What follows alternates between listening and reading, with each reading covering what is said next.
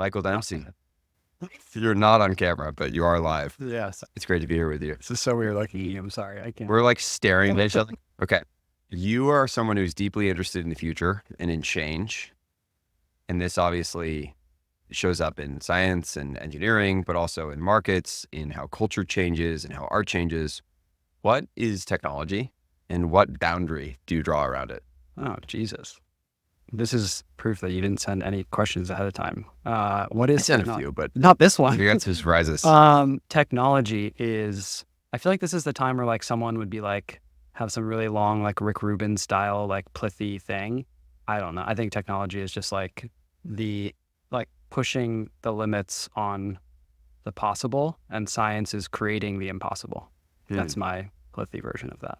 Do you think the way you think about technology and practical purposes and investing has evolved materially or that any of us do has evolved materially in the last 20 years?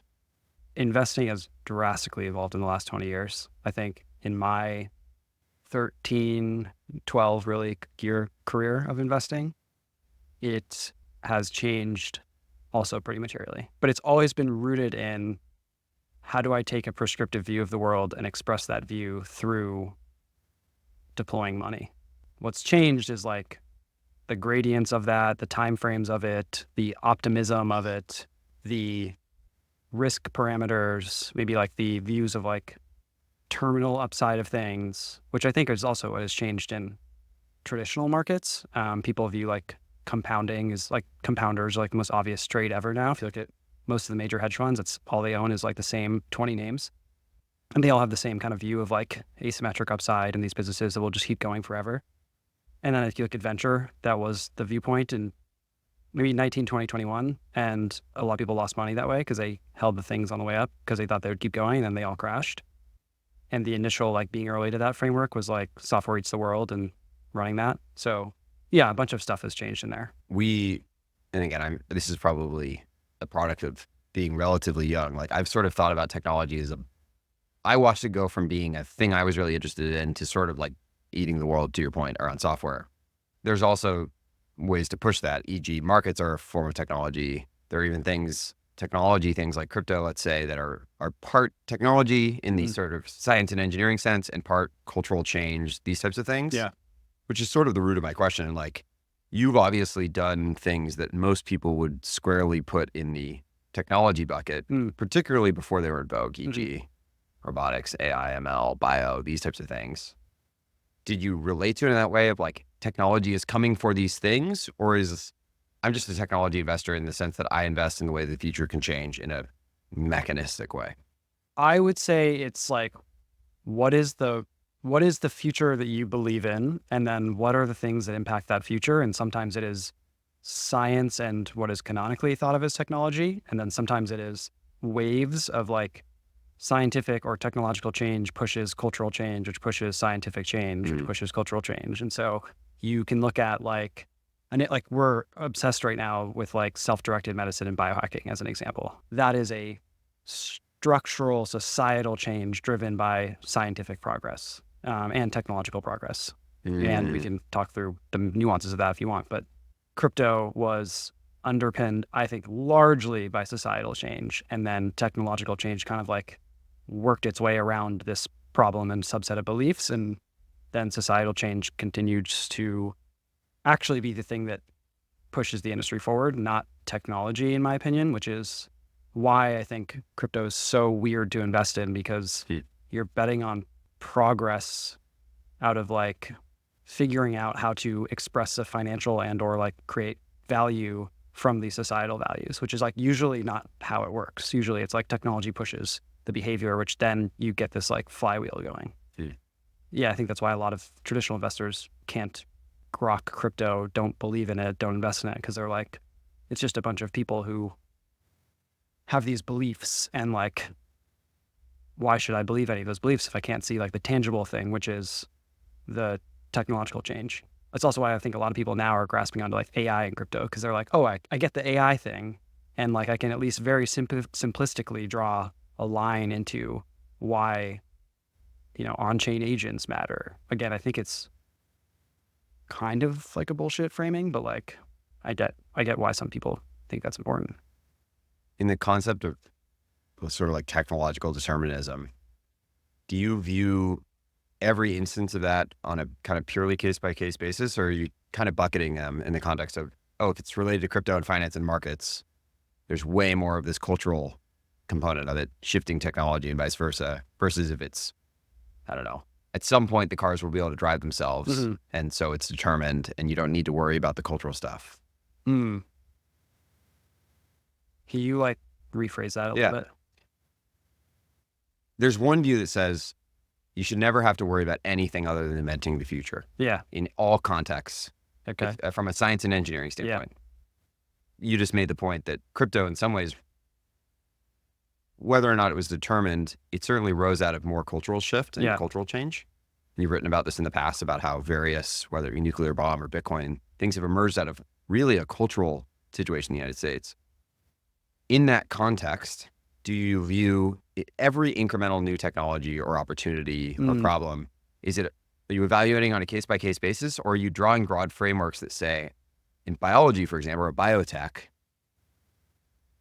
we don't really need to care that much about the cultural stuff until a certain threshold. In crypto, it's everything, self-driving and so on. Yes. I think it's categorically, you have to think about it like case by case, but I think that the complexity over the past 3 years of our investing, so like 2016 to 2021, was, will these technologies work and will they reach some level of commercial viability? Now it's, they work kind of, and they're proliferating and they become like platforms, they intersect. So you go from vertical to horizontal, and that changes how you then have to think about each of these individual things. And so like in the AI case, it was like you back companies doing fundamental AI research to try and get the broad concept of AI to work. And now it's like, okay, if AI works, what are all of the cascading effects of that? And an example of that is like the first order version of this is like these fast following, like highly skeuomorphic companies. And the idea is you take a thing that everyone knows, you get this new technology, you plug it in, you get like 30% to like 5x ROI on the thing that you did. That's really boring. That's not how we invest. We are not good at backing like one of 5 companies that all look the same. And we don't think we can make money that way. Other people can. Instead, we try and think about, okay, if you reach some sort of like commoditization curve or like development curve, you then actually want to figure out what are like the native or non-skeuomorphic ways in which companies are built. And that is what is much more dictated by societal structures. So like an example of that could be, if you were to think today, how most people think about like AI assisted therapy, they think that you're going to talk to an AI bot and it's going to be you and your AI therapist, and you'll chat them and then they'll chat back to you, and it'll be async and it'll be very cheap and it'll be better for everyone's mental health and blah, blah, blah. The like native version of that is actually probably quite different. What that looks like is unclear, but maybe it's like your AI, you have something that understands like your mental state and you tap it into your group chat every now and then, or you wake up and it's like a co-star like experience that you have every day, or there's a bunch of different like non-skeuomorphic versions of it. We hopefully will back that, not Talkspace, BetterHelp, whatever, et cetera, with AI, where we're just like, I open up my thing, I chat. Do you need to see it? Do you need to see the live new technology kind of like meet regular people or meet the market first before you can start to draw out those conclusions? No. I think if you do that, you probably are too late in your thinking. Okay. So this gets to an idea that there's 2 quotes I want to give you, one of which you've been talking a lot about lately, and they all sort of sit under a broad idea you've written a lot about, which is inflection points. Yeah. And this notion of how do we think about the future in this cascading way. The first quote is Matt Kohler. Yeah. No, it sounds like people bring this up to you a lot. Yeah. And it's, our job is not to see the future, it's to see the present very clearly. Mm-hmm. And the second quote is from you. Granted, I'll admit, or I'll add the context that it is primarily in the context of deriving signal in a financial markets context rather than explicitly venture capital. But you say the complexity of market dynamics continues to outpace our ability to model and predict them. Within this, though, the role of an investor is still perhaps to see what others don't, understand what others can't, and act when others won't. Yeah. So how do you reckon these 2 things? Was Matt Kohler totally wrong? Matt Kohler was not wrong because he's a really, really fucking good investor. Matt Kohler of Benchmark, one Benchmark, of the amazing kind of legendary investor, legendary time there. Yeah. I think there's two things, right? There's what is the moment in time when you're saying the thing? And the funny part about that is that's from like a Quora post. And then there's a little bit more to it that he says, but everyone pulls that quote and then shoves it in my face. I think the thing that I started coming up in venture, I would talk to everyone about how I wanted to do investing, this highly prescriptive, thesis-driven, research-centric view. And everyone was like, it's all about what the founders show you. You know, like you got to understand the future that the founders are. So you just react to that. They're thinking about this all the time. I think that's maybe true when there's like 4 firms investing at seed stage and like you all kind of share deals. And that was 2013, 14 when it was first round and Floodgate and a few others. Now, like every person in the world has a venture fund. And I also think like there's so much money and there's no consensus. Venture capital is, in my opinion, the lowest consensus financial asset class in human history. I think, highest consensus, lowest conviction. Very different. Very different, yeah. Highest consensus, lowest conviction. And so what that means is that conviction pushes people into consensus quite quickly. And part of this might be that more mature financial markets kind of implicitly, if you have consensus, you just can't make money. Theoretically, but like, it's just like not. You must, by definition, be somewhat high conviction and somewhat anti-consensus. Yes. Maybe aside from investing in Facebook and Google, but even then, that wasn't completely consensus at some point, right? Like, yeah, like what some people, I had a conversation with someone who manages a really large endowment, and he was saying they're investors in some of these large venture firms and hedge funds that just own, you know, the big AI companies and the big public companies. And he was saying sometimes the most obvious trade is the one that like people who manage money and charge, 2 and 20 on it don't want to make. Right. And so like there's value in just buying that, which I think is true. But to my initial point, venture just got way more competitive. It got way more of a high dispersion of people, of types of people, of returns. And I think it's up until 2016, 40% of all people in venture capital had a Stanford or Harvard MBA. And now there's, I don't know, everyone has a fund.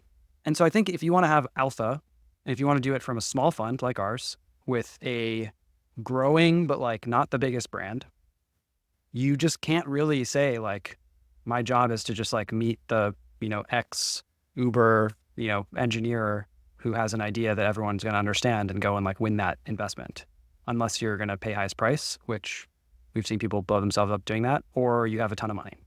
And we just refuse to do that because we like making our investors money in an outsized way. And it's just more fun. Like it's better to be able to like look at the world and say like, what should exist and let founders come in and shatter them or fit within those. And then like it creates theoretically an actual competitive advantage. This might feel like zooming out, but I think it's very connected. Years ago, we had a conversation, I think that you tweeted about, that was like me realizing how much of my conversations were cached, basically just remixing and replaying ideas that I'd heard before. Yes. I think I wrote about this. I rewrote about this point in a post recently. And maybe I read it. Maybe that's what popped it up. And then on top of that, I think both with respect to the answer you just gave and also sort of anyone who knows you would throw around words like original or contrarian. Do you think it's possible, or today, do you think you're overrating or underrating being original? And on top of that, how do you relate to the word now, the word contrarian? I don't like the word contrarian because it's become a meme. That's like that thing of like, okay, reduce down the meme. The notion in the program running in your head on some level that is oriented around a contrarian view. I think I would frame it as original is like, I think is still underrated as an investor. Because I think that, again, like when there's excess capital, originality is, if you want to be early and if you want to compete on the idea of being early and you don't maybe have structural advantages, with no small venture fund does, except for the burden to exit companies is lower. It's the only structural advantage we have. You have to be early and do things that other people just don't get. And the beauty of venture is you have to be right 1 to 2 times every 30-ish times. And so we try to do that as much as possible. The contrarian part, I think, is more like, it's kind of like, how do you exist in a space such that you can extract the most amount of alpha from it? And what is alpha? The ability to have excess returns relative to what the overall market would give you. And in a framing, you could just say to have something that a level of intelligence that is, or view or something that feels excess and asymmetrically skewed to the upside. Do you think thinking about alpha, whether explicitly or implicitly, is important for people who aren't investors? Yeah, mostly because, and I think everyone does that anyways, though, because they think about what makes them special, or they think about what makes them unique, or what makes them not. And I think people struggle more and more culturally with not being unique in some way. I think we see that across a bunch of things. And so I think about kind of consistency as maybe the contrarian thing that you could do, which is like, can you, there's a famous quote we use a lot. It's not famous actually, but it's a quote we use a lot called if you want to understand how something works, study it when it's coming apart. And the idea is in these areas, they cycle up and down in hype and consensus, whatever. And to truly have contrarian or whatever, some structural advantage, the thing is to understand the counter-cyclicality and be there the entire time. And so you can exploit being there early and being original. You can exploit counter-trading the market and thinking something is interesting ahead of other people. And then when it's really interesting, you can exploit not being a part of it and just let the world go and still learn, but you don't have to lose money doing it. You don't have to spend too much time doing it. And then when it cycles back down, inevitably, you'll have compounded all these learnings by just continuing to be there. This obviously fits kind of very intuitively to anyone who's spent any time in crypto over the last 7-10 years. Yep. Are there other areas where you've seen this play out materially recently? AI, for sure. What point of the cycle do you think we're in there? We're definitely at the top part of the cycle. So you're less active would be the We've made one AI investment in the past 18 months. Yeah. Zooming out again a little bit, we talked a little bit about science and engineering. You've written and talked about like post-science projects being the place where you like to play. And maybe that tension of the early part of that curve. There's also a quote I really liked that you brought up from Richard Hamming, which is, in science, if you know what you are doing, you should not be doing it. In engineering, if you do not know what you are doing, you should not be doing it. Yeah. Which is awesome. Extrapolating this out, and especially for people thinking about this concept of alpha, whether they're entrepreneurs or employees or people who are just interested in the future, how do you think about that tension? And when something goes from like, yeah, great, Mike thought about the future a ton and he determined that like biotech's going to be a big deal and gene editing, all these things, timing matters. Timing certainly matters if you're an investor, but it broadly matters too. What does that post-science project space start to look like? I think it's changed a lot in the past 5 years, which is that we used to be very comfortable as a world letting value accrue in non-capitalistic places. And you could deem those places as academia or research organizations. And now we are not comfortable with that as a financial structure. And this is kind of as we've seen technology move. And so people now push the limits of science into companies earlier than ever before. They fund them too quickly. I think what that means is that if you want to operate in those spaces, my view is you have to have two very distinct frameworks, or two very distinct framings, maybe. The first order one is you have to have a very, very clear view of how do you sequence to this terminal future. And you have to be very comfortable in testing those assumptions, but being pretty damn right along the way and sequencing those things. The famous ones are like the master plans from Tesla and SpaceX. There's a bunch of other companies that have done this as well. But you have to be basically super high conviction with super low data for probably your first 4 years, because if you're pushing a science project, you're not going to have tons of proof points. You're doing a lot of really hard things. You're front loading a lot of really hard work that you are making a very explicit bet that everyone will care about once you do the thing. That's one. The other is something called the equal odds framework, which Chris from Runway has told me and pushed on me many times. And Chris builds Runway this way, which is... Runway is kind of the premier generative video company. Yeah. And so his view is they're building a new camera, they're building a new world model, they're building the future of creativity. And in a time in which everything moves so quickly and in which their core asset is they think about the world very creatively, they are incredibly generative, no pun intended, as a firm, you want to get the maximum number of ideas out into the world such that you find the right one, because every idea has equal odds of being the right one. And I think if you operate in that post-science project-y time, you're implicitly saying that the world is going to change very quickly. It's going to change more quickly than many people appreciate, because you're taking something from a science project and pushing it out. And you either know perfectly how it's going to change, or you know how to maximally take advantage of that change. And this is maybe one cut on how to increase your chances of making that jump on the skeuomorphism idea. Like, how do you get from radio and television to the new thing? Right. And I think the dangerous part is that if you're building a company, you get put in the middle. And if you're investing, and if you're working, whatever, all these things, you can get put in the middle where you start to worry about these like short-term optimizations. And so you can say, well, the models only allow me to do X, Y, or Z today. So I need to build product around like this little constraint. And then that'll allow more people to, in the next 6 months, become users. And in reality, you should either know, you trust the trend line, you trust the extrapolation, you trust the nonlinear growth of this thing, or you should know that in service of that, you should know the exact number of ideas that you want to push forward on all these different constraints, because you are kind of, if you're in that framework, you don't know exactly what those constraints are. And so I think where a lot of these companies, the past 2 years of AI company building at least, has been a lot of companies that have grown revenue very, very quickly and then kind of died, like churned out 80% as revenue. And it's because they made all these short-term optimizations or short-term bets on what was possible in the next 12 months. And I think that is like the death valley for most companies.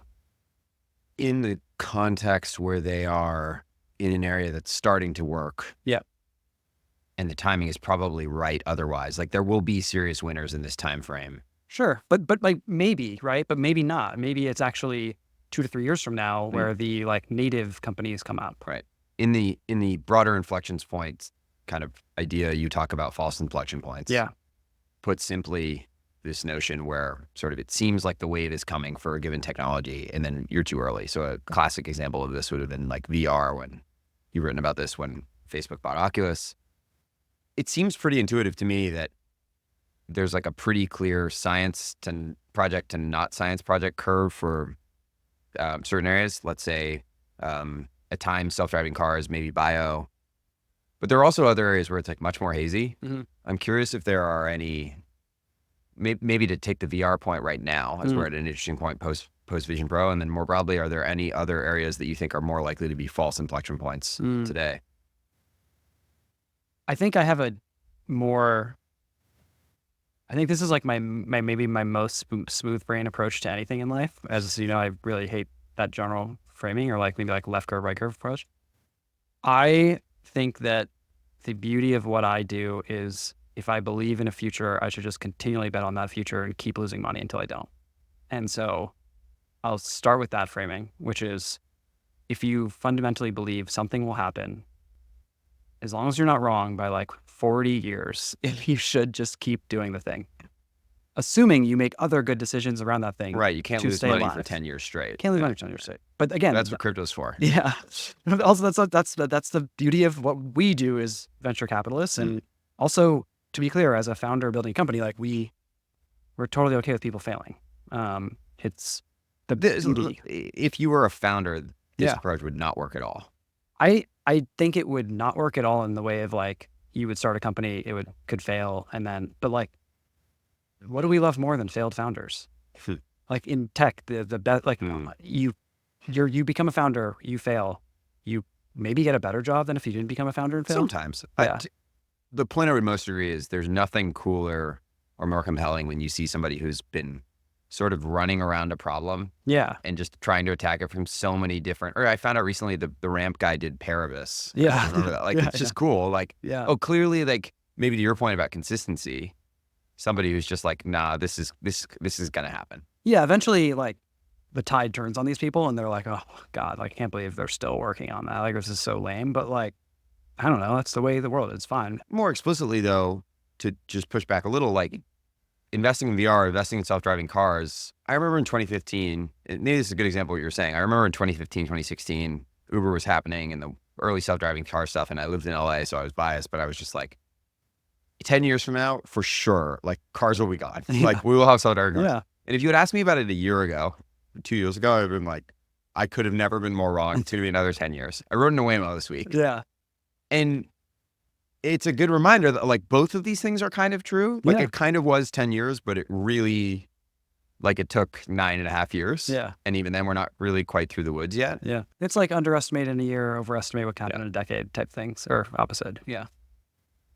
Okay. So are you still willing to answer the false inflection point? Sure. For the Yeah. I think the false inflection point stuff, like I think VR is doing the thing that crypto is doing, which is like well, actually now it's different, but it's riding a commoditization curve down on hardware, and it's not moving nearly as fast as people thought it would. And I think eventually it will get to a hardware scale that will drive insane adoption. I think now would probably be a good time to start losing money in VR, because you have one company effectively, now two, I guess, just blowing tens of billions of dollars on the problem a year, which is kind of what Waymo did for a long time. And I think the problem is that people try to do the like, they don't think about value capture enough. And I think that that's also one of the parts of value capture in building a company. Yeah. I think that's one of the parts about being somewhere for a long time. And there's this like chart that we have in, I don't know, we use it a bunch, which is like, if you look at major Cambrian explosion moments of like DeepMind being acquired, Cruise being acquired, Oculus being acquired, the foundation of Bitcoin and Ethereum ICOs afterwards, typically financing for companies spikes like 6x in the next 18 months. And if you look at the companies in those areas, they're all failed. Like all of them are bad. And I think it's because people are like new to the thing, get excited, deploy money, don't think about the principles of building these companies over long term, but they know they need to get in, and there's bad incentives why. And I think was Oculus post-science project in these examples? Like, was Oculus not, sorry, the better question would you have argued then Oculus was not post-science project, or am I trying to overlap two different ideas? I think that Oculus was probably more of a science project than not. But the counterpoint is like they built a hardware thing that at the time worked relative to what we expected, and it was relatively cost affordable. Like you could buy it. It wasn't crazy. The DK2 at least wasn't bad. And the problem is just like there wasn't any ecosystem around it. So the technology was not a science project, but the category was. And what people tried to do is then invest to brute force the category creation. And it's just like not that valuable investing in VR studios. And maybe to the value capture point, you would make a case that in almost all cases, the actual just product quality is going to lead any kind of commercial aspects of it. For things like that, maybe. Yeah. But the new learning in all these things is some people still don't know this, but like the first company is the one, first movers capture tons of value, fast followers, in my opinion, destroy a bunch of value, but some will work. Native non-skeuomorphics capture next order value, final movers capture a shit ton of value. And so now everyone's like, it's the canonical like founders fund, how many space investments have they done? It's like SpaceX and then like nothing for a decade, right? And so I think why that happens is because those businesses, what people realized is they needed to build full stack companies. And if you build the entire thing, it turns out you can capture a lot more value and you can brute force a lot of the dynamics around these industries. The problem is that everyone looks at those examples and says, well, yeah, it's like SpaceX, and it's like Anduril, and it's, like Oculus and DeepMind to a lesser extent. All of those examples basically were funded by like billionaires who like could not care less about the sequencing of milestones over time for the first 5 years of those businesses. OpenAI, similarly.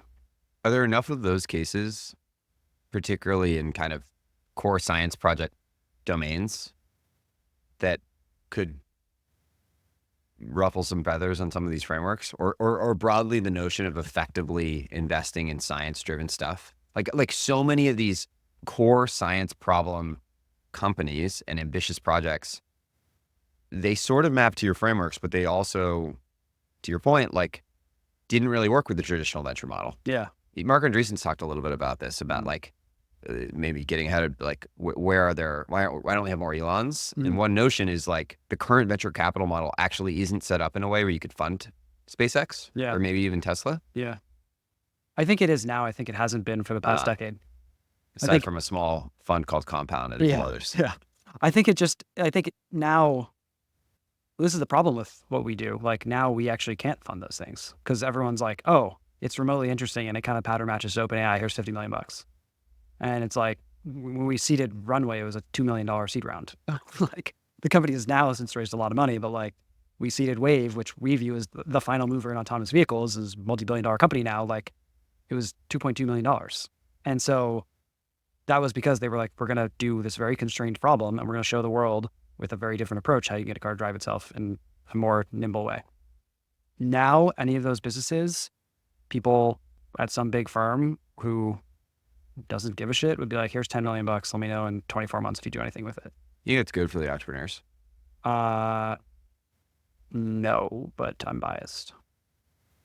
In the context of AI, in this inflection point and cycle standpoint, technology's obviously had a number of, there's every 18 months, there's some new thing. Again, crypto's an amazing example of this upswing and downswing. Some people might say that the kind of modern AI LLM stuff is a version of that. Others people would say, no, it's a much more transformative thing in the vein of the dot-com bubble, which was not really a bubble, it was the introduction of kind of everything that was to come.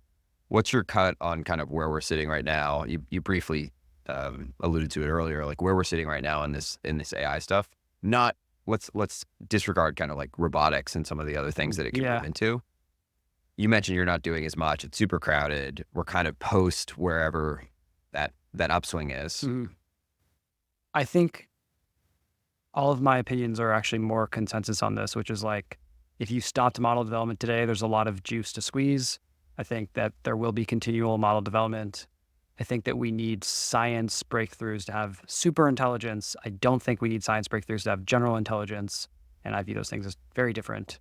And I think that like the value comes from how do you build products around these things now. And I think that the clearest signal of that is that OpenAI very quickly realized they needed to become a product company far more than they ever thought.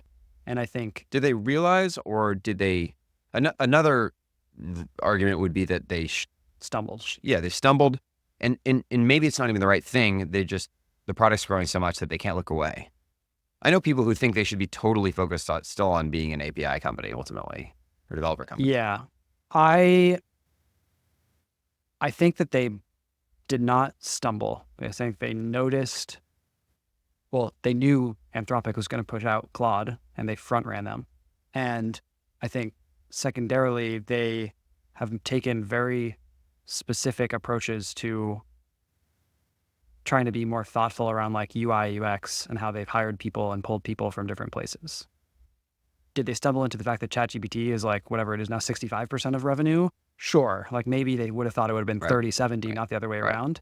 But I think as the things progress, this has always been kind of the complexity with like a box that enables you to type in anything and get a bunch of different outputs.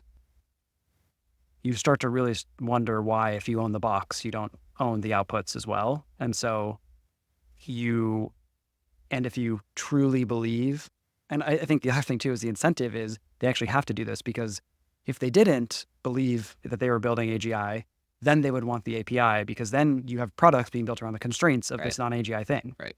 And so the moment that starts getting doubted, the kind of like value of the thing starts to get down a little bit. And I think that right now where we are is you cannot be in a place, if you're building OpenAI or Anthropic, where anyone doubts that you are doing the most important thing in the world. Because of the valuations and scale of ambition and keeping talent, or something else? I think because of the talent, all those things, and the fact that you just need to raise an insane amount of money, and you need to bend the world to your view on the world, which is like you need to get people to be like, okay, fuck, we'll turn nuclear back on, which they literally, like Microsoft literally did. Like, I think like to do that is just, if anyone has any doubts and any time looks up and is like, well, what if not? Like then the entire thing can start to collapse. And like, again, tying it back to crypto, like we see what a death spiral looks like, and it can happen very, very, very quickly if you lose faith in the core institution. And so I think that it's like both a very smart decision to want to own product and almost an existential one. Speaking of maybe OpenAI, and we talked about Elon earlier, we definitely are living in an era, maybe tech's always been this way, of sort of grand heroes. Yeah. Sam Altman, Elon Musk, Mark Zuckerberg, anti-heroes, SBF. Mm. I'm curious, one, how you think about that phenomenon, and also how you think about the sort of classic jockey horse talent idea when it comes to technology and building companies. The premise there simply being, is it more about the talent behind it, or in some cases, this grand, amazing hero, visionary, et cetera, Elon Musk type, or is it about the market and the timing and kind of the right business model? I think that we have become way too obsessed with trying to pattern match humans to each other. And I think that the tech community is so masturbatory about these people. And I think they're incredible. And I don't get why we feel the need to almost extrapolate what they do all the way down to who they are as humans, all the way down to like why they are the perfect version of a human. Right. And I think the other side of that, or the, people maybe listening or talking about this, around a table would say, that's because they're so ambitious and you're not, or something like that. And they frame it as this ambition framework. And I just think they're incredible people who do incredible things, and there's a ton of them. And there's a ton of them. There's a ton of people who do that. One counter argument here, at least, would be that almost everything we've chatted about for the last 20, 30 minutes is sort of like silver bullet solved marginally, at least, by Elon Musk. Like I'm willing to work on this for 40 years and I don't care about the timing. I'm willing to I am able to basically like bend the inflection points in my favor. Yeah. I'm able to bet the timing doesn't matter. Like I'm able to actually raise the capital to like hit the waves in a way that, one, is rare, and two, seems, if not necessary, very, very critical to doing the most ambitious type things. Is it a coincidence? Like, do we have, and maybe this is my ignorance, like, do we have really good examples of incredibly hard combo science plus commercial plus like narrative juxtapositions that haven't been pulled off by somebody? Or do we definitionally sort of frame somebody as a hero if they are able to pull that off? Yeah, I think so I think what Elon does is like absurd, right? I don't know if you read his Memphis data center thing recently, but he spun up also number one in the world in Diablo, apparently. Yeah, this is crazy. Spun up one of the biggest data centers in the world in Memphis in 20% of the time that anyone thought he would be possible. Also did it by bringing in a bunch of trucks, just lighting gasoline on fire to power it, and people were not happy about it. Right. But it's insane. It's incredible. There are 1 million people that in the past 5 years pattern matched to the Elon version of being a founder, to the Sam version of being a founder. I actually don't think anyone pattern matches to Zuck, to be honest. I think Zuck is like in a category of his own in his aesthetic and like the depth at which he talks through problems and the variety of problems he cares about and the vision he has that is not actually directly science fiction oriented, where Elon's is actually far more science fiction oriented. Elon's directly cosplaying. Yeah. Which isn't bad. And they lit tons of money on fire and blew up their companies multiple times. And we see them all the time. And it's true that you have to be incredible at building narrative if you're going to build large scale scientific companies. It also is true that you have to know when to pull the levers off of that and execute, or maybe bridge the gap between narrative and operations. And like, that's the expertise that Elon has. Sam's expertise is he bends capital markets in a way that people like can't seem to get away from. You talked about in the past too, he's really, really good at betting on the consensus view. Yeah. In a sense, like, or sort of accelerating the consensus view. Yeah. It's accelerating the thing it's working. Yeah. But again, I think all of these things this is why I talk about being founders and maybe not risky or whatever, all these things is we bury the dead quietly. Like each of these people have done really dumb companies that they raised lots of money for as well. Well, let's go back to Zuck for a second then. Yeah. Both because one, he hasn't done that. Exactly. And two, So you mentioned two things. One, you mentioned not enough people are imitating him. I didn't say not enough Sorry. people. Sorry. Yeah. I don't want birds in your mouth. But one, I'm curious what that means. And two, you mentioned his aesthetic, which I think most people listening would say like his aesthetic has dramatically changed in the last 3 years. Yeah. I think you were implying actually something a little below the surface that I think has been more consistent. One of the reasons I've been pretty confident in Zuck for a long time. But I'm curious one, if you think Zuck today is really that different from Zuck 5 years ago, and two, what would the model of Zuck, if somebody were to imitate it, not that you're necessarily suggesting they do? Yeah, I don't think anyone should. I think Zuck changed because he always was a certain way. He always felt he had to be something he always felt he had to be everything for everyone, which means you're nothing for no one. Yep. And he then saw a tide turning in which, for the first time ever, he wasn't public enemy number one in technology. And he said, you know what? What caused that? Was it SBF? I think it was a combination of SBF. I think it was a little bit Elon. I think it was a little bit even Bezos. And I think that also more conversation about Apple, TikTok stuff. Yeah. And I think he just saw a window to be like, I can finally just be me. And I can try to be something for someone. I think the secondary thing too is he became a dad. He got a little older. And I think for me, like I am, as you know, I'm like far more softer of a person than I used to be. Yep. You're far more comfortable as you get older. Yep. And I think he probably also went through the rise of the whole COVID thing, then getting dragged in front of Congress, having politicians hate him, the election stuff, whatever, and then came down, stock sold off. He got people trying to tell him how to right size his business. And then he kind of just crushed it. And he was like, you know what? This is what we do. And also got kind of not Deus Ex Machina, but AI was very good for his business. Yeah, for sure. But yeah, like that's the funniest part about Zuck is everyone talks about how incredibly he right-sized the business, and Bryan Johnson wrote this letter and altimeter saved the company. And it's like 6 months later, he just kept lighting money on fire in Reality Labs and nobody cared because he had AI.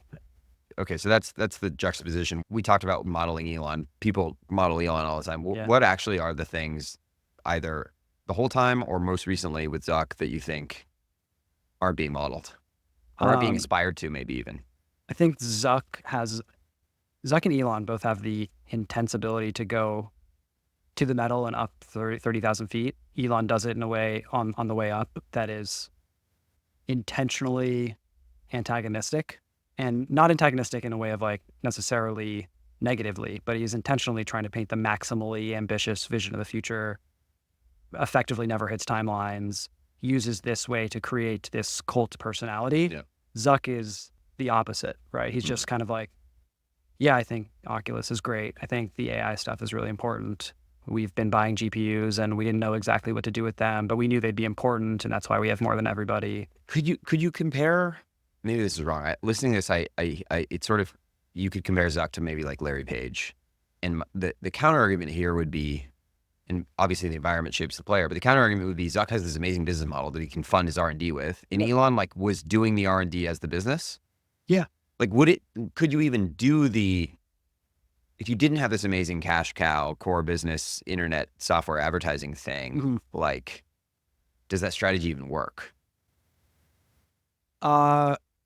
Yeah, I think that's a good question. I think it doesn't matter anymore because there's plenty of people who will fund it. People, Mark Andreessen, many others have asked, why don't we have more Elons? Why don't we have more Zucks? Maybe as a good addendum to that. It's not cool. Sucks being Zuck. Think about his life. Well, like his life is awesome unequivocally, but think about his arc.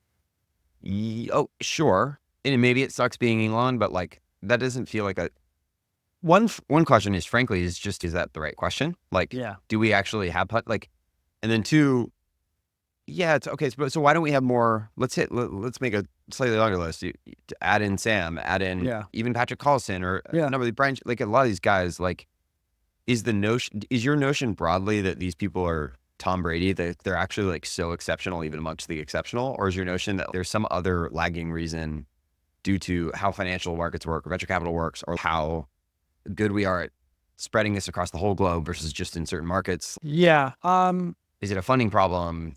I mean, all these things are power laws, right? So like a subset of people matter for building companies. Most of them don't, and that's fine. I think that the other thing that is, I believe more and more is that at each technological shift, and we can say that's early computing into web, and we'll say like web 1 and 2 kind of can blend together in certain ways. So the founder profiles were different. You have like a reshuffling of the cards of what matters. And you had intense operational excellence. You had adults basically in that very, very first version. And then you had a intense ability to ship, move quick, move fast, break things is a simple kind of canonical way to think about that next thing. AI could be viewed as the next version of that. You reshuffle once again, and the reshuffling might mean a new type of framing for what these people look like. Right. My view that probably actually looks like a far more of a push on how do people most creatively think about the world, and the people who can spike creatively the most will be the ones who capture the most value. Where I would argue Elon thinks about the world very ambitiously. I actually don't know if he thinks about it that creatively. Back to the cosplaying science fiction thing. I don't think we're going to call him non-creative. Yeah, but some outside.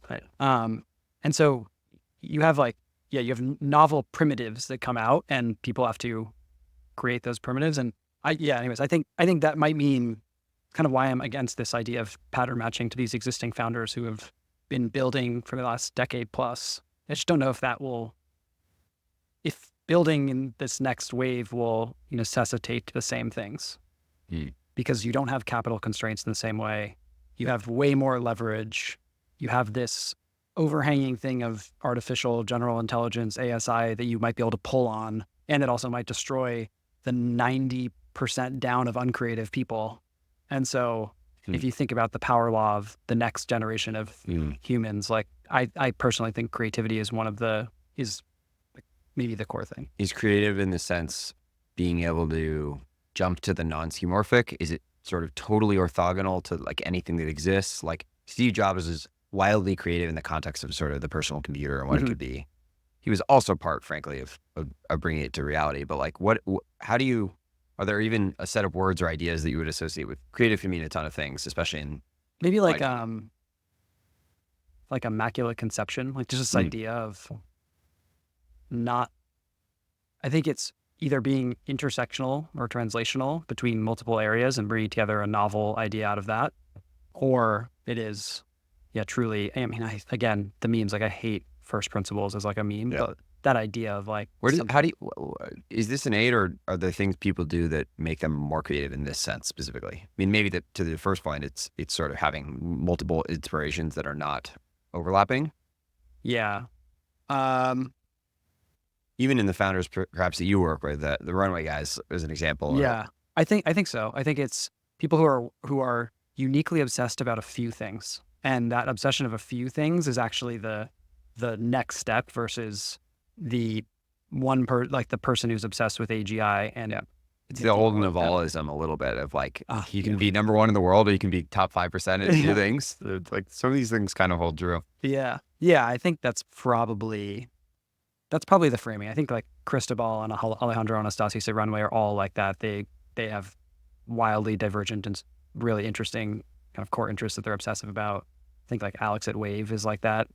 And I also think that that's sometimes where like Anastasis has this thing where he says pre-training is science, post-training is art, which is like, the science of throwing a bunch of data into something is pretty well known. And then like how you make the model once it's a model kind of become this next order thing is an art. And I think that in a world in which if you just assume there's just an AGI model or a few AGI models, that statement actually might be far more profound than people think.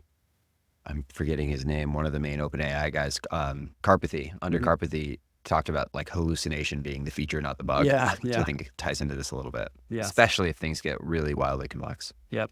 What is venture capital for? Being the riskiest capitalistic dollars in the world, and like allowing people to take risks that no one else would underwrite. It's just a risk engine, basically.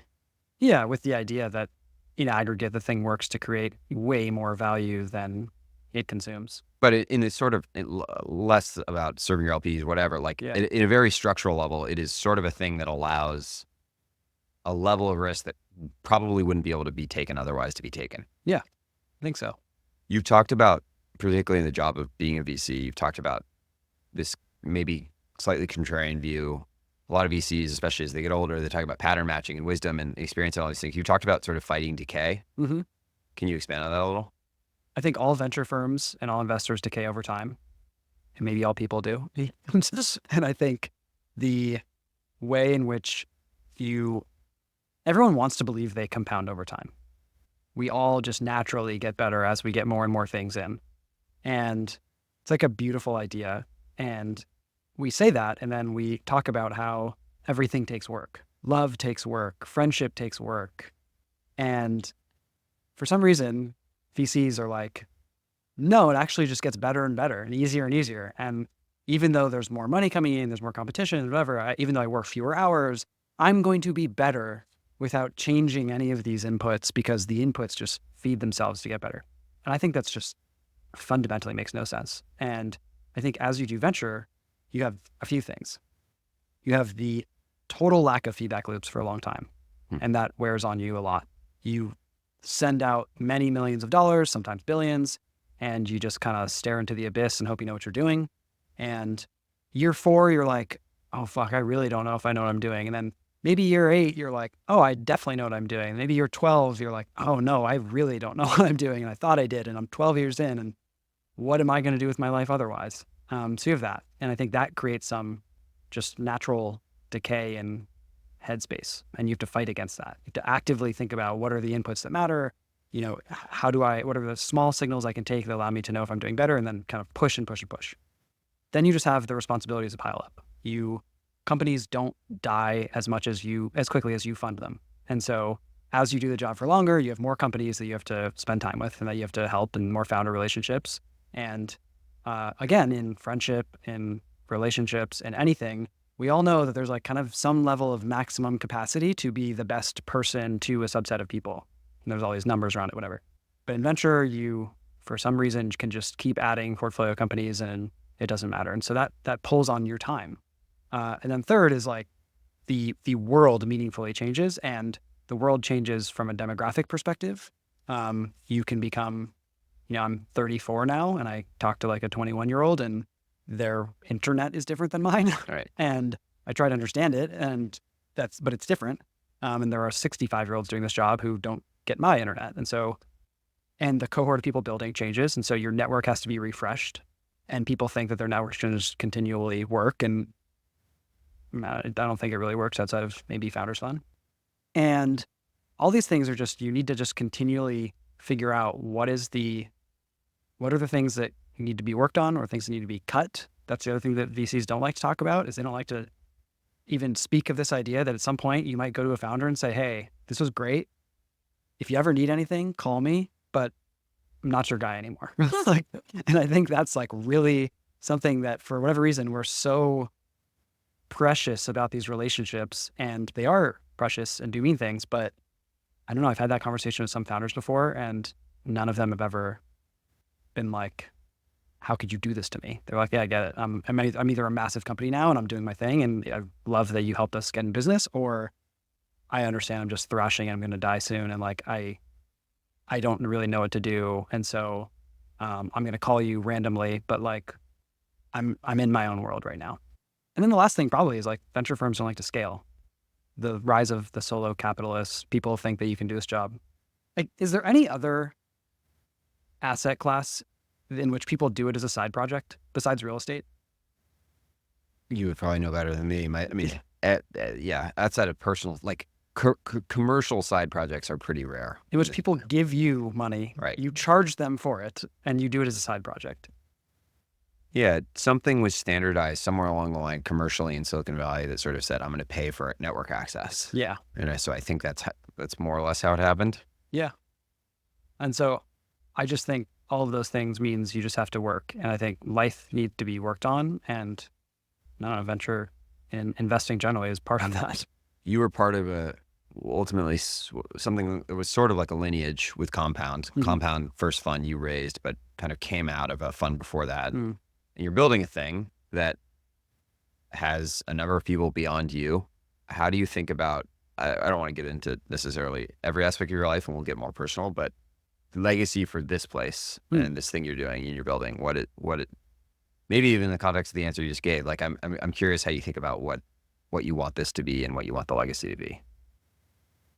I hope anyone who works at Compound never works anywhere else again. And if they want to, that's cool. And that is a hope on both sides. It means I hope that they're great enough that they deserve to continue to own more and more of the fund. Everyone who works here is compensated with upside in the fund. And two, means that they want to do this job, do it here, whatever. And the only thing that I would say am a dictator on is thesis-driven, research-centric investing is what we do. It's all these things we talked about of building futures we believe in, helping people fit within them, et cetera. And all I care about is being really great at it, not the biggest. And I don't think about anything else besides that. Focus. Yeah. I think also on some level that if anything's going to enable it to exist for a long time, it's probably that. Yeah, hopefully. Zooming out from BC, it feels like we're living in a time of future shock. You said, I think it was on a podcast recently, time is collapsing. I think so. Maybe I shouldn't be crediting you. I thought that was pretty incredible. I think you maybe used it in the context of sort of the rate at which companies are accelerating beyond the science project thing or whatever it might be. But I also think it sort of feels incredibly apt for the entire moment we're in. Yes. I think this is also a quote from you. This dynamic feels like a moment in time, but as time goes on, I increasingly believe it to be a more permanent societal shift where volatility and uncertainty are constants. And that was, I think, in the context of financial markets, but also feels pretty apt. And then finally, there's this Wait But Why blog post that people probably have seen relating human progress and time. Yes, yeah. And it's an audio podcast. It's basically like time is sort of, it feels like it's on this like linear curve, and then it basically just starts going straight up, and we're the little stick figure like staring up. Yeah. Is this just our lives now? Is this just where we're going? Do we have to? Do you expect it to continue to ratchet at that clip, or is there some degree of every group of people is always going to think things are changing radically? We're staring at this AI problem. It's like, are we just as likely in 2 or 3 or 5 years to be like, oh wow, we got a little over eager? It's possible we feel that way, or we say that, but I don't think that we will feel at any point in our lifetime that the world isn't changing really quickly. And I don't think, like, I've gone back and I've tried to do the whole reading old articles and papers and all these things about how people felt in different moments in time. And people have felt negative on things over and over again and fearful of things over and over again. I don't think that they've felt the volatility of things as much as I think we will. And I also think there are kind of like first time moments in our lives that it's going to happen at a rate that's kind of crazy and might happen over and over again. So when I say that, the examples I sometimes give is I'm very confident we'll have another pandemic in our lifetime, like very confident. How quickly it's solved, all these other things, depends on when it happens. I think that humans are volatility machines, and it's beautiful that we're really volatile. It's like the best part. But I just don't think that if you keep introducing all of these things that push what it means to be human and that allow us more rocket fuel to figure that out, you're not going to have some like really long tail outcomes that people thought were not possible happen far sooner than they think. So something that we believe is model any long tail outcome in the world, and it's probably like an order of magnitude more likely that it happens. And that's like, I think we'll have, I don't know, war relatively soon. I think there's a bunch of things. There's a idea that's been talked about across a number of different contexts. One is the vulnerable world hypothesis. Peter Thiel's been on this bit for a very long time about the sort of fear of the one world government. And really, as I understand it, that's actually a response to this notion that I think you were talking about, which is that as technological change increases, the rate at which people around the world will have access to technology, effectively the N of people with sort of world-changing technology goes up. there's a few pieces to pick apart here. One, I think that gets to the Teal stuff a little bit. I'm curious for you on is, do you think ultimately technology is more likely to be a consolidating force towards sort of like infinite leverage for an individual with kind of absolute power, absolute leverage, or the other end of this, which is that like it's the ultimate kind of democratizing, individualistic force?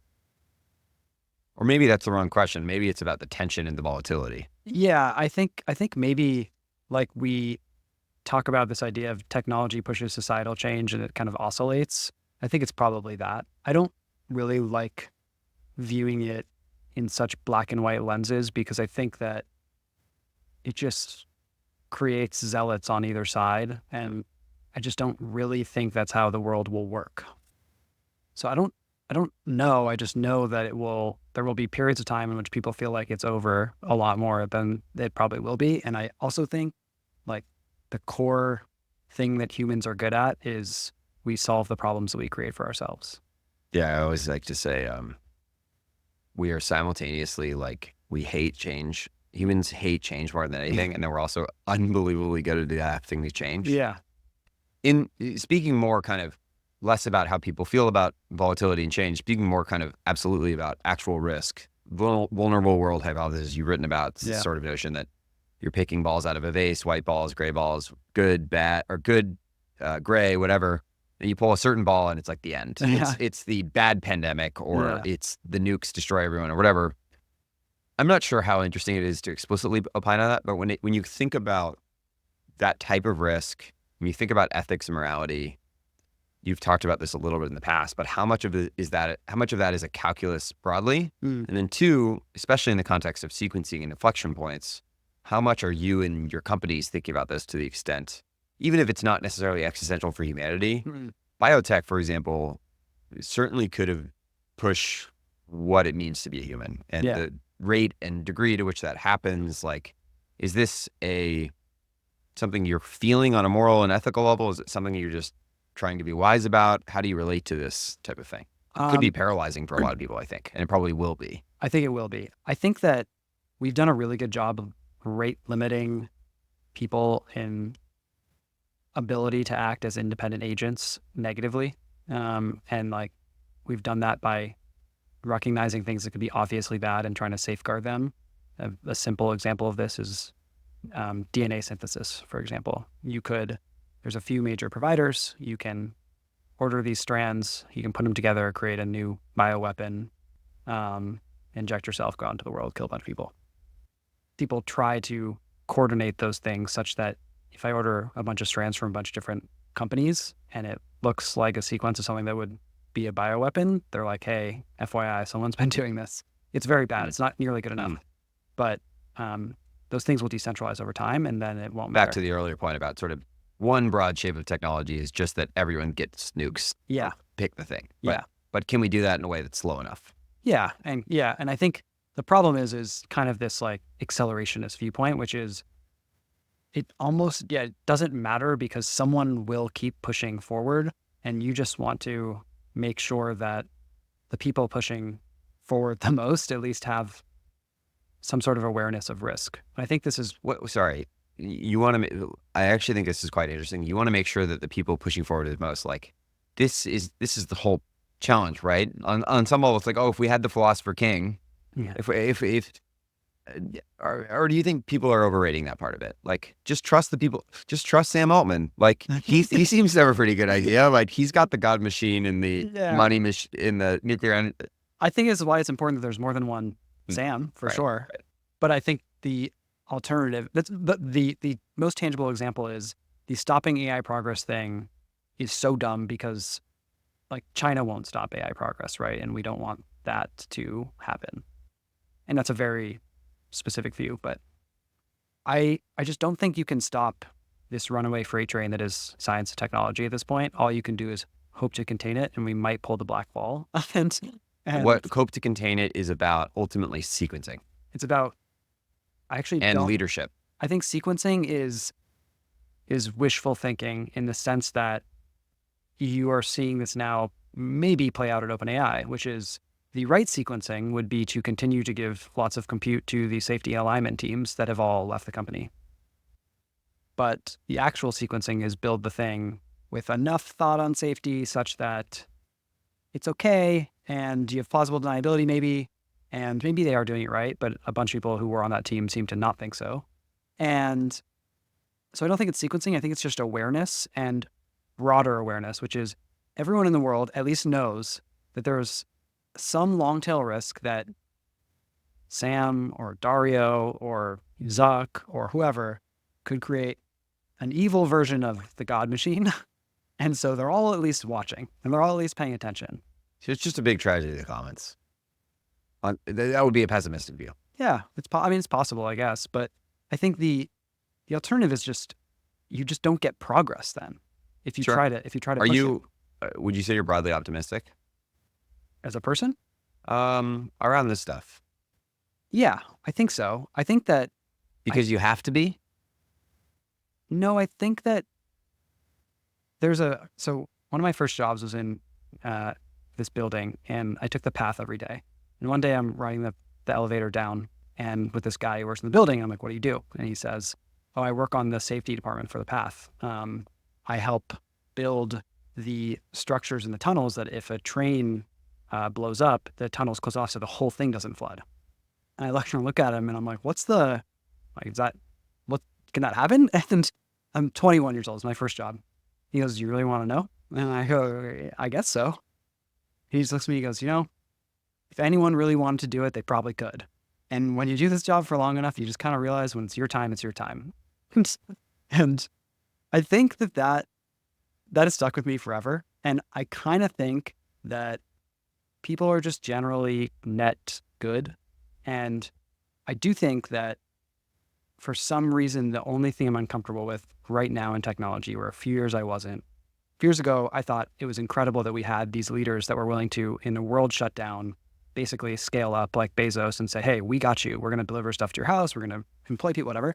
And I thought it's incredible. We have these people who really care about humanity, not just margins. And there's a jaded view on that, sure. I think now in technology, though, there's definitely a feeling of people care more about power than ever before. And that really bothers me.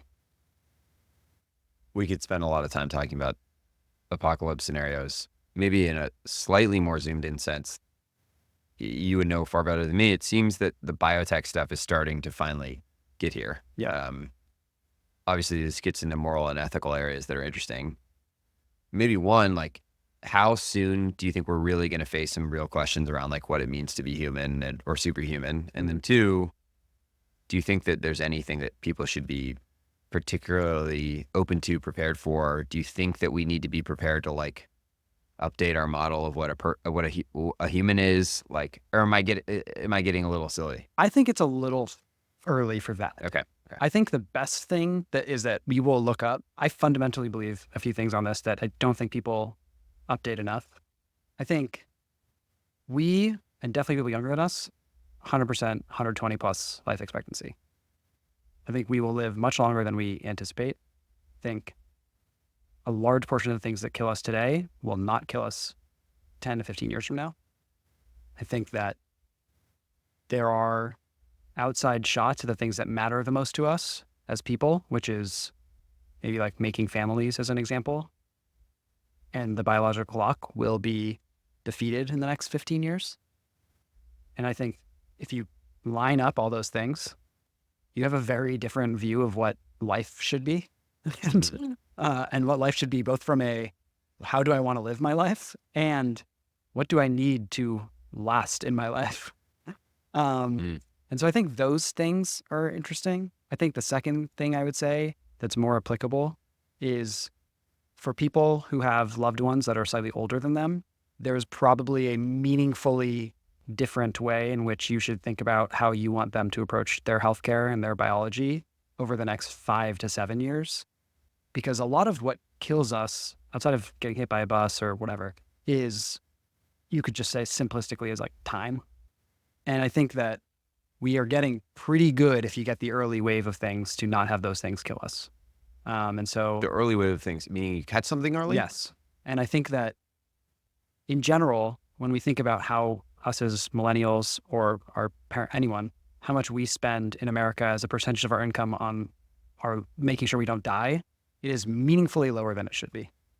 And I was talking to a friend the other day whose dad has had a heart attack. One of our other friends' dad randomly passed away last week.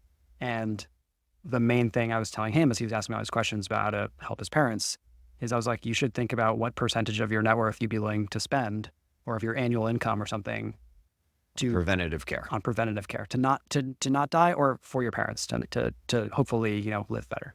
There's always been way more pop science, Huberman type stuff. Is there a specific or general frame, specific person, publication, et cetera, or general frame that you would recommend people like at least go to? If you're like a level 7, other people are level 9 or 10, somebody who's a level 1, like what is the sort of basic way to get a little smarter on this type of stuff? Or maybe even be more up to date? Yeah, it's really hard. I think the beauty about all this stuff, and this is why we're so obsessed with biohacking, is that you can effectively go to something like consensus.app, which is this research paper search engine, and you can ask a natural language question and it'll synthesize all the research for you and tell you what's good, what bad. And you can put in papers into ChatGPT, Claude, and explain this to me like I'm 12. You can have an understanding of science in whatever degrees of difficulty you want for the first time ever. Anecdotally, I've seen a lot of people talking about Claude and OpenAI and ChatGPT actually helping them materially with various health things. Yes. Right. Yeah, it's crazy. And I think so there's that. And then if you want to go to like level 3, you then start to think about what are the like indications in your healthcare, right? And I think that the thing most people don't know is like there's clinical trials going on everywhere. And once something reaches a certain level, often you can just ping the people who are running the trials and be like, hey, I want this drug. And they'll just ship it to you if you pay for cash. What about collecting data and information on yourself or your loved ones? Are we at a level, aside from the sleep trackers and maybe the glucose, like is there anything that you would expect to be, maybe it's Apple, like, or specific types of people get these full body DEXA scans? Yeah. I think that stuff is great. Like the full body MRI is great. I think all those things are good if you're over 40. I think realistically, if you're not, you don't need to. The problem with all these things is like the actionability of it's not great yet. Right. The thing that terrifies me most, I've a heart condition, I have a pacemaker, I've been through this system for a long time. The thing that terrifies me most, outside of one day my heart failing and I don't make it to 120, which would suck, is like the brain stuff and how little we know about it. I think we're going to start bending that curve in the next 10 years, but like outside of that, I don't know. Next, like just if you are of any means and you can, you probably are not spending enough money trying to understand your loved ones or your own health. You mentioned biohacking briefly. We've chatted about this recently. What would you say to somebody who broadly thinks Bryan Johnson is a rich loser or is doing something morally concerning or ethically concerning? And maybe beyond that, what would you say to somebody who thinks even trying to push the boundary on longevity isn't what we should be doing? I don't think it's about pushing the boundary on longevity to the point of like we should live forever. I think it's just there are things that kill us and we should stop them from killing us. And eventually our bodies will shut down and die, our heart will fail, our brain will fail, whatever, it'll happen. So I'm not of this belief of, I'm some tech bro who wants to live forever. I'm very against that. I think what Bryan is doing is the coolest experiment a single human has done in a long time, which is he's taking a bunch of money, lighting it on fire, experimenting on himself and saying, if you want to see inhuman R&D, enjoy.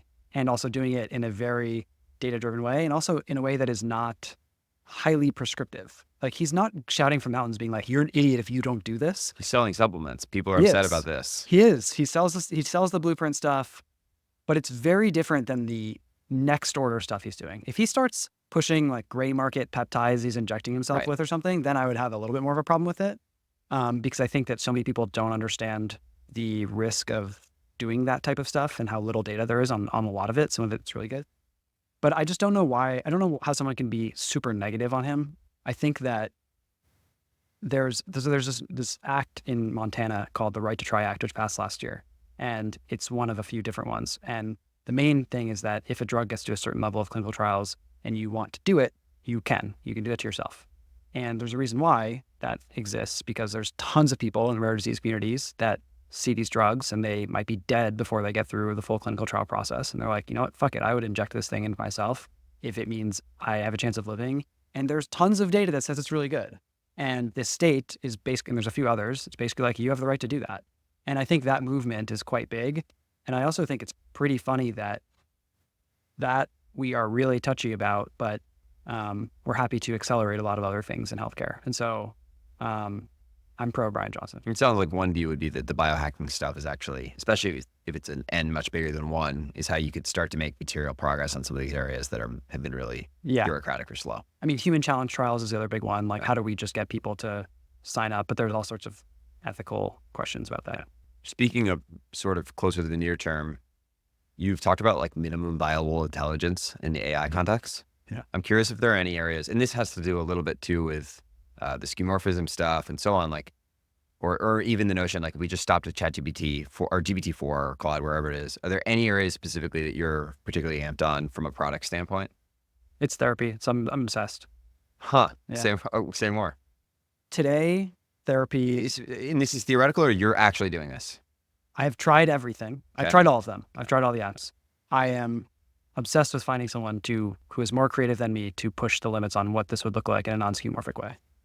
Okay. And I've been spending a lot of time trying to find those people. What do you think what are you looking for in that person? Someone who has a unique view on how a certain group of people, most likely Gen Z, will navigate their like mental state. And back to the first part of why I got there is today therapy is this super synchronous thing that you show up to for an hour, 45 minutes, whatever. You have to be in the right state of mind to do it at that time. You have pretty minimal context with your therapist. I have been seeing a therapist weekly for a long time. Still, though, like last week, she was like, I never knew that about you. I was like, great. Tens of thousands of dollars later. And I think that there's more and more things that will signal what matters, what's going on in our head. And then lastly, just this idea that our brains are more chaotic than ever before, as whatever quote you had read of mine from before. And that probably means that rumination happens at far different times than humans are available. And so you could theoretically start to spin up like a late night therapy service. That's maybe just an interesting business where you just have people in a different time zone, service people in New York City or whatever. When people are at home at 11 p.m. freaking out about something, they just do therapy then. So I think there's all of that. And then there's just this idea that there's all these, I think that people think about their mental health and their conversations as this almost always on progressive thing. And you kind of tap in and out people into that. And I think about this with my friends. A bunch of my group chats, like you're in some of them with me, like you pop in for 15 minutes, you talk about something really quickly, everyone dissolves. Yep. I think a lot about the product mechanism of how you can share your location for an hour on your phone. Yep. And I kind of wish you could share your group chat for an hour and maybe you pull in like your therapist, your AI therapist, and your other friends, and they all interact with it. And I think there's some version of these things, and it's probably doesn't end up being called AI therapy. It's probably called something else. It probably has some different mechanism, but I just think it's an undefeated trend that people want people to be inside their head. There's a bunch of components of this. One is way more non-skeuomorphic emergent stuff like you described at the end, which is like social stuff or new paradigms. There's also a view that sort of says like, if the average 21-year-old just talked to ChatGPT with like maybe one aided starting prompt, this would be 90% there. Where do you think that's like broadly true? Have you been able to use ChatGPT or Claude in this way, in a way that's pretty productive? Or is it actually about, some new paradigms need to evolve, that it needs to be fine-tuned or whatever? Yeah, I haven't found it's that productive because I don't enjoy I don't enjoy the inherent, like I'm in the ChatGPT interface talking to this thing. Right. And I've done a bunch of custom prompting stuff. I think that also which again, this could change and this maybe is going to be, Sam has a view on this that everyone will have the ability to pick and choose the personalities of their models. But similar to kind of how Friend thought about this, where they're like, it dies when your friend dies type thing. Yeah. I do think it's kind of interesting, this idea that why people like their therapist is because it's their therapist, not because it's a therapist. And so there's a lot of ways in which that doesn't work today. Yeah. It probably gets 90% of the way there. And then you use something that gets 100% of the way there and you think that it actually only got 10% of the way there. I think a couple other things to me just seem like, number one, the inversion of back to friend, and there's been a few others, new computer, like it prompting you is very different than you prompting it. Yeah. ChatGPT is like this magic search box thing to anything. It's like, it's hard to, and then the other thing I think is just like, how do you dump as much context into this thing as quickly as possible? Yeah. To your therapist's point, like most of these products today don't do an amazing job of that. Yeah. If Facebook's reading, not necessarily want this, but Facebook's reading all my WhatsApp chats and has all that context already, maybe it's better. Yeah. As we talk about people having too much power over these utilities. Yeah. Another version of digital relationship, one of the things that you and I were both pretty excited about for a long time, maybe going back 4 or 5 years, was this notion of the way that changes in animation and kind of new platforms would lead to stuff like VTubing becoming much bigger and much more popular. You've also talked about just broadly the way that animation and IP allows you to have so much more surface area with a character or with somebody. Obviously, it hasn't gone away. VTubing's still quite big. I think it didn't accelerate maybe the pace that you and I expected, despite parasocial relationships and streaming and content creating being bigger than ever. I'm curious, one, where you think it is today broadly, and then two, it feels maybe particularly apt given that we now have this wave of AI, like Twitter agents, basically. Yeah. Granted, a lot of them are hawking meme coins, but it's a whole new level of, okay, Hatsune Miku, Lil Miquela, whatever. Those were cool. Those were programmed by a person. Now you could just put up an animated character and let it rip. It's Spider-Man, but like he makes the rules. Yeah. Do you think that is that the inflection point we needed? I think it kind of, the main problem with the thesis was, the initial problem with the thesis was that it ignored the fact that on the creation mechanism side, you're always competing against humans who can turn on a cell phone. And just the scale of that is so hard to compete against. That's changing now. Right. And the VTubing stuff is a version of that, but it still isn't as high fidelity. Like, it just wasn't as good. Yeah. I think secondarily is it kind of was that first order problem approach that I talked about on the deep tech stuff. It was a perfect future and sequencing to it. And in reality, actually, you have to build it as an equal odds problem, which is just the maximum number of ideas in the world. Like, quantity is what will breed quality for these things. And when you say quantity in this sense, you literally mean personas. Yeah. IP, whatever, right? And I think that there are some places that have distribution advantages where it's not the case. And wouldn't Pixar be a counterexample of that, by the way? I think Pixar, like if there had been a Pixar of VTubing, would it have been huge? Yeah, I think so. So the notion is just that it's actually really hard to combine until it gets to the UGC point and you can increase the N. Yeah. Or it's a bunch of AI agents. People doing it first party, like Brud was, or you guys were trying a little bit with Shadow. Yeah. You have to really nail the storytelling part, and the technology has to be good enough. Yes. Right. And the other thing is you have materially different budgets than the people who are playing a distribution game in which they're selling the upside. Sure, but isn't it like, I mean, you could maybe like Midjourney, Runway, Sora, like isn't good enough for video yet. Yeah, no, I think that will change. My point is, like, it's just when you're building a studio, the premise on all these were they were venture-backed studios, right? And they're venture-backed studios that wanted to, because they were venture-backed, own the entire upside. Right. And when you own the upside, you can't strike the same types of distribution deals that you can if you sell all the upside, which is what studios do often early on. Right. And the premise was that upside you could capture it outside of the traditional distribution mechanisms. It just turns out you're not competing against Pixar then, but you are competing against, I don't know, Emma Chamberlain or insert TikTok or X, Y, and Z. Right. And in that, and especially the mechanism of TikTok explicitly is about quantity, right? Yep. And so the thesis was just wrong that you could create. Not only do you need Miquela to be putting out 100 videos a month, you need a 20,000 Miquelas to even have a chance. Yeah. So maybe, so two vectors that could potentially shift this alongside video creation being easier. One would be them actually being agents or AI. Yep. And the other is, I think, a thing that you and I have chatted a lot about in the past too, which is this broad idea that like maybe pseudonymity should be much more of a common kind of like identity frame on the internet. Mm-hmm. I think you did a lot of versions of it. One of the earliest ones I remember was you telling me about Scooby Trooples, who was a crypto founder who had raised money as Scooby Trooples. Yeah. You have somebody on your team, Smack.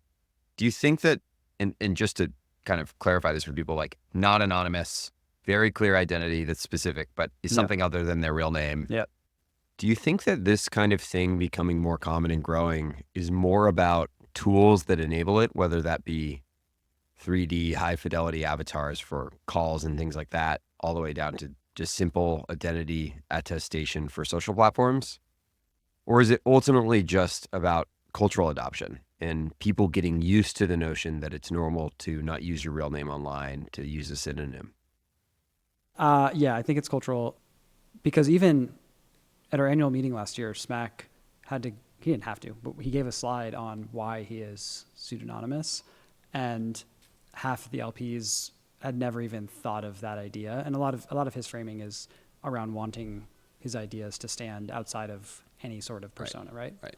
Which I think most people don't go that way. They go the maximally jaded view of, like, especially in crypto, just all the negative components of being not yourself. This has been one of my claims the whole time, is that like the baseline is I don't want to get doxxed because I have some security risk, but all the things above that are actually like about expression and about a much wider like identity fidelity or identity design space, basically. Yeah. And I think that's really interesting. I do find there is some amount of, I think humans underrate vulnerability forever, in massive ways. And I do think that the problem with a lot of the internet generally is people aren't vulnerable. And so if you can be pseudonymous and have some sort of vulnerability tied to it, I think that's almost like the superpower, because you're basically saying the thing that might curb my vulnerability would be like my physical appearance, right? And it might amplify it as well, but people might be like, look at this person, they're, think of the influencers who post these really vulnerable videos, and everyone's like, oh, this is just some hot person who's being annoying. And then you're like an anonymous person or a pseudonymous person who doesn't have any physical components theoretically on the internet, and you're purely standing on your ideas, and thus the words you say and the actions you take mean, X% more. But I don't know when that will change, and I don't think it probably will change for that long, that like more and more people will become, I think more and more people will, but I don't think it's going to be a mainstream thing anytime soon. Yeah, one of my zags historically has been, and you got to this a little bit, that like maybe this is actually a path to help people express themselves more truly. For sure. One of my favorite blog posts you ever wrote is this one about this Tim Kreider quote about authenticity and like it being known. You like that transition I just pulled there? That was really good. Tim Kreider, who's an amazing author, if people don't know him, says, if we want the rewards of being loved, we have to submit to the mortifying ordeal of being known. And then a couple of additions from you that I really liked. We string together fragments of various selves, but rarely do we see the entire self, because what's the incentive? There's just too much risk in being known. By being somewhat known, we are effectively minimizing some of the beautiful human volatility. And then finally, I feel like we've conflated the idea of knowing someone with having an idea of someone. I think this is especially interesting in the context of you're someone who's written online for a really long time. You've done a decent amount of expressing yourself, but like I think also like people maybe pull little snapshots of you or whatever. We're all dealing with this a little bit in this kind of like social media is partly performative. It's partly trying to be authentic. It's partly trying to connect. How do you feel about this? I don't know, 5 years later since you wrote that? Shit. I think I feel as strongly about it as I ever have. I think the only complexity that I'll be really honest about is that as you start to build something that has people that rely on you, you have to think about your actions a little bit more on the internet. And I don't know, maybe not in Trump's America. Cancellation. Maybe not. I think in that moment in time, particularly on the internet, just to be clear, everywhere, but like the internet is just the maximally scalable version of you, right? Oh, well, so I would wonder about our friend Blake and I have chatted about in the past. Like Blake's always said, like past 30,000 Twitter followers is just like all diminishing returns. Like, in a way that I think vulnerability and authenticity and being known in a real world context. Obviously, there's still nuance there, but it feels sort of structurally different than online. So I agree. I think actually being the real world context is just it's the best. It's amazing. It's yes, 100%. I think, and the best part is there's like the famous line from Social Network where it's like the internet is written in ink, it's not written in pencil or whatever. But that's the internet. And on the internet you have something that's theoretically kind of permanent. You have really large scale, and you have people who don't really ever think they'll see you in person, so they'll do whatever the fuck they want with your ideas or you. Right. And when I wrote that post, I was I don't think there was anyone else working. It was just myself and David, I believe, and Tara, our CFO. But it wasn't like a risk of other people's careers in the same way. And now there's a full team, and we're going to continue to build that team. And there's people who, hopefully will continue to be owners of the firm alongside of me. But I still have a responsibility as the person who runs the firm to make sure I don't do anything too stupid or say anything too stupid. And there's obviously stupid, but there's also just like things that probably a public leader of an organization, maybe this is not in 2024 anything goes. Yeah. But like there are probably things, it's a level of, I don't know if maturity is the right word, but there's some responsibility. Censorship. I mean, I think this is the funny part though, is this is back to the point on tech that I think is funny is in that moment in time, that was also peak, which this was not at all what this was about, but it was also peak cancel culture and all these things. And everyone was like, we are a sports team, we're not a family. And people started saying that stuff. And it was like, Toby, Shopify is amazing. Brian Armstrong, Coinbase, amazing. No room for politics, no room for any of these things. And then 2024, it was like, hey, so we are Andreessen Horowitz, and we're donating X millions of dollars to these political campaigns with these viewpoints, and this is how we feel about things, and we're going to try and coin a term, and we are X firm doing that. And I just think it was like the most hypocritical turn I've ever seen in tech in the past 5 years.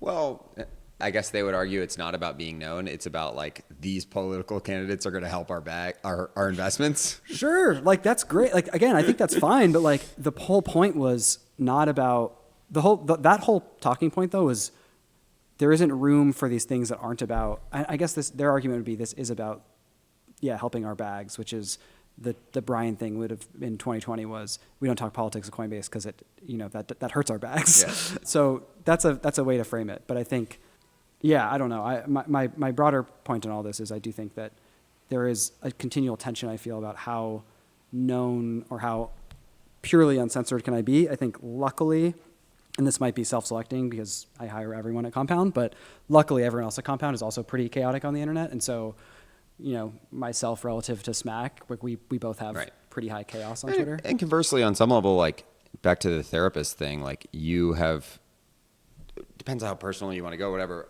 There is a whole bunch of cool stuff that comes from like you having dumped your mind onto the internet over the last 10 years in a way that is like made you a lot more legible for people who want to go down that rabbit hole. And I think that's pretty cool. Yeah, I hope so. Slightly different point, but how do you relate to discipline? And to what extent does curiosity and discipline have a relationship? This is ironic coming from you. Exactly. I think I have the easiest job in the world for someone who has high curiosity. And so because of that, I get paid to be really curious. And I just have to be disciplined enough to know that I'm doing it through a long-term lens of capitalizing on that curiosity. And that makes the discipline maybe a little easier. Yeah. I also think in general, I'm weirdly a person who has like a very high agency and ability to kind of just, if I need to do the things, do them. I don't like get pulled, but that's not an interesting thing to say. I think I just am very lucky that I get to, that was what I did at CB Insights. That was what I did at the hedge fund. It's what I had to do in venture. Be curious. And the best part is that it's explicitly curious about things that not everybody already believes. I think because that should be inherently valuable if you're doing long duration investing like we are, versus seeing the present clearly, as Kohler says, which you might actually have to be much more defined in your curiosity. Right. But also to some degree, I don't know, you've said this a few times, I think you used to write like 10 to 15 articles a week for CB Insights. Like curiosity driving that, some level that is discipline, but curiosity being the engine there feels a lot easier than whatever else. Obligation or even just like before we started recording, I was just talking, like I read a bunch of writing in preparation for this. Like you're really prolific. Yeah. And on some level, like there's clearly discipline there, but there's also I would have to guess something more.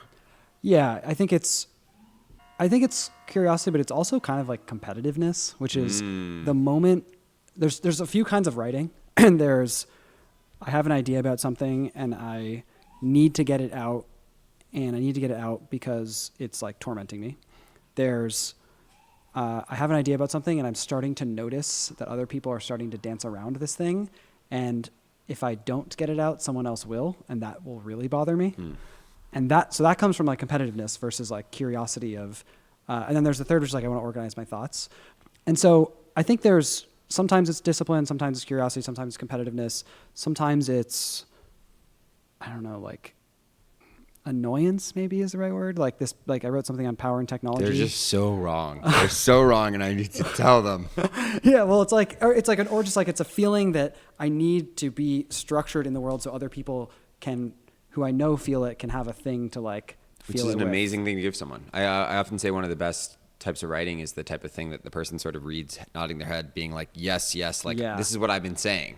Yes. Which is an amazing, it seems easy to do it. It's really hard. It's really hard, but I think that's the thing people get wrong about a lot of writing is they want everyone to read it. And actually there's some thing which is like great writing is writing something for one person. Yeah.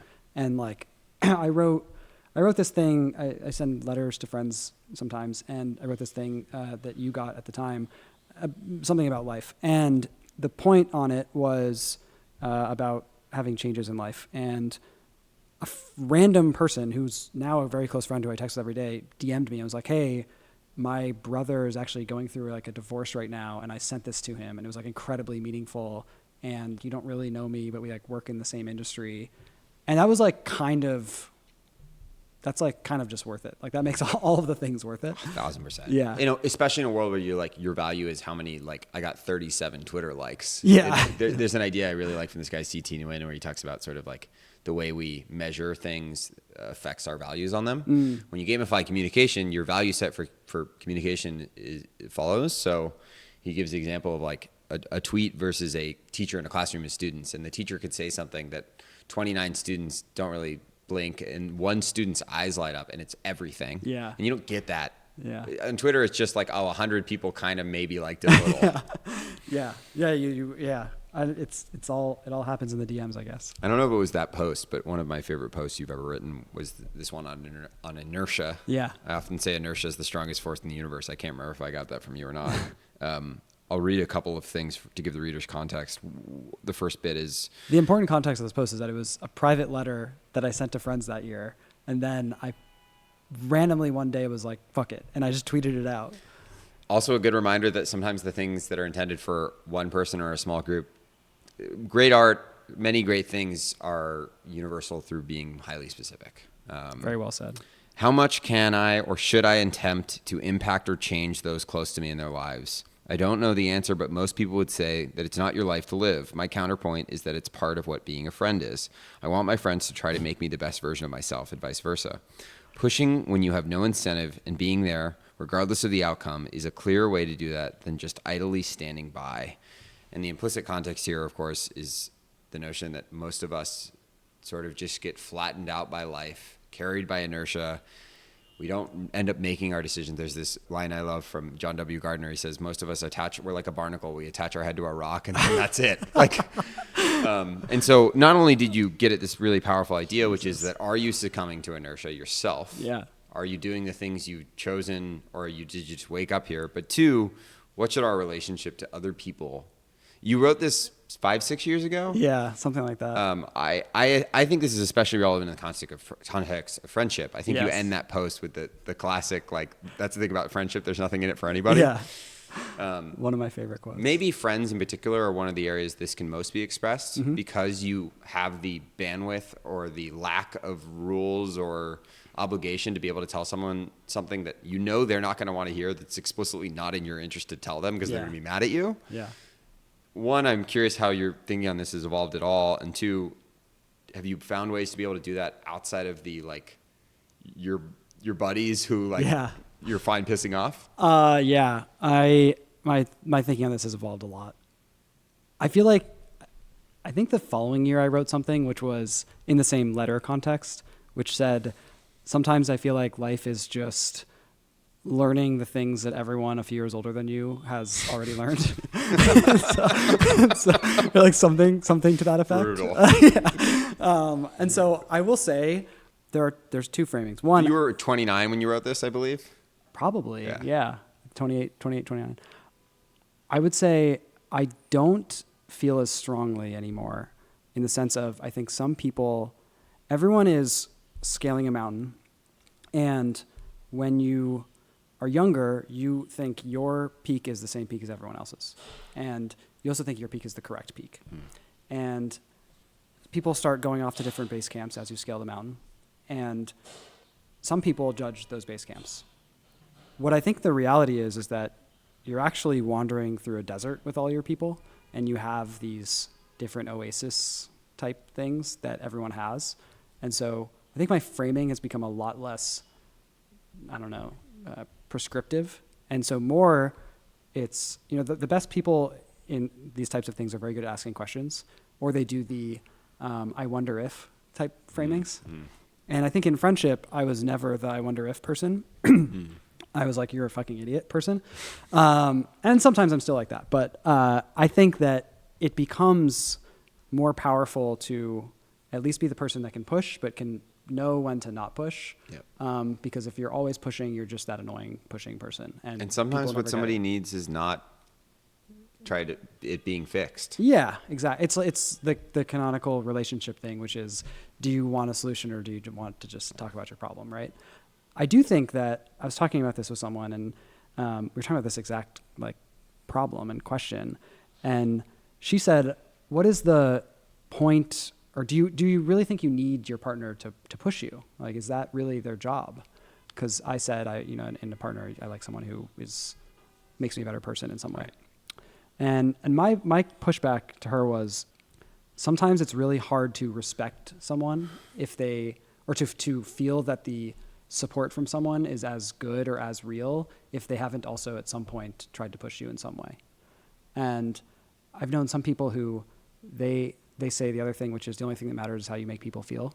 And they take that to in my mind, insane extreme in which they will never say anything bad to anyone or push on anything. It's just purely confirmatory. We love in different ways, I think. Sorry, I'm not saying you and I, like people. Yeah, yeah. I think you and I are people, to your point, maybe, who one of the ways we love, I think most of our friends would agree, is by offering thoughts. Yes. And again, I think I'm probably behind you a little bit. I think we both made progress on the degree. But also, man, people love in different ways, and they need love in different ways. And you can't bring facts to a feelings fight. No, you can't not. But I think I would say that's changed quite a bit. And I think it's probably net correct and healthier. But I still do at times wonder, what's the incubation period that you're willing to let someone continue to wander in the wilderness for? And when do you at least maybe try and jump back in? Or are there even areas that are worth dying on? I guess what I mean, but one classic thing here is should you stage an intervention if you don't like your friend's partner or whatever? Right. That's not something to ultimately die on. Yeah. But are there areas that where I actually care about this person so much, and this is so critical, at least from my vantage point, and maybe I'm wrong about the trajectory of their life, that I'm willing to risk it all to try to knock them onto the different path? It might be a little dramatic. Yeah, this is very dramatic. Outside of things that could actually really ruin kill someone's life or whatever, the relationship thing, I don't think so. You only know 10 to 20% of anyone's relationship. I think that a role I often play on boards and have had to play on boards and then with companies is there are times in which the broader investor base of a company will kind of tap me to go and give the push, which is hilarious to me. And I think that I always frame all these things with founders of make the decision that if your company fails, you can sleep at the end of the night. And so I have found that in some cases I've had to go and do that. And sometimes the founders have been like, thank you so much for coming and doing this. There have been times where the founders have said, fuck you, and probably don't like me anymore because I was the only person who pushed back despite maybe everyone asking me to go and push back. Yeah. But I actually think that is a far easier dynamic than someone you love or a friend. Yeah, well, there's ironically the desired outcome is more clear and more aligned. Yeah. Well, yeah, that's true. Though I do think I think it's in order of ease. It's the founder relationship, the romantic relationship / partner Right. or whatever, and Right. then the friendship. Right. Because it's the most blurry. Yeah, but I think the friendship one, if you have, the friends in which it will, because of who they are, the friends which it will go well or not, Right. and it's just the pain tolerance you're willing to go through, Right. and how extreme do you think their reaction will be? I also just love this area because I think it's one of the areas where you actually see like the uniqueness of the love that goes into a friendship. Yes. Which is like, there are cases where I will be willing to say something to you that is explicitly bad for me and might ruin our friendship just because I want your life to be better. Yeah. Which is pretty cool. Again, you got to be really careful with it. Which is pretty cool. My last note for you or question is you clearly from all kinds of sources of inspiration. I don't know if maybe your dad being in hospitality, you clearly love art and music and film. And then it also ties into maybe some things you've talked about, maybe you were alluding to earlier in the conversation around this idea of craft. I'm not sure we have more craft in the world than we did now than we did have in the past. Maybe we have more. Is that something that you think about either professionally or personally, and how does it affect what you do? I've never thought if we had more or less. I actually think we probably have less, realistically. I think craft is like the thing I like love most in the world, outside of people. I think the fact that, and you see this in how I talk about people, think about people, respect people, which is people who are it's kind of the point of decaying, right? Like craft is fighting against decay or trying to continue to be better in an infinite pursuit.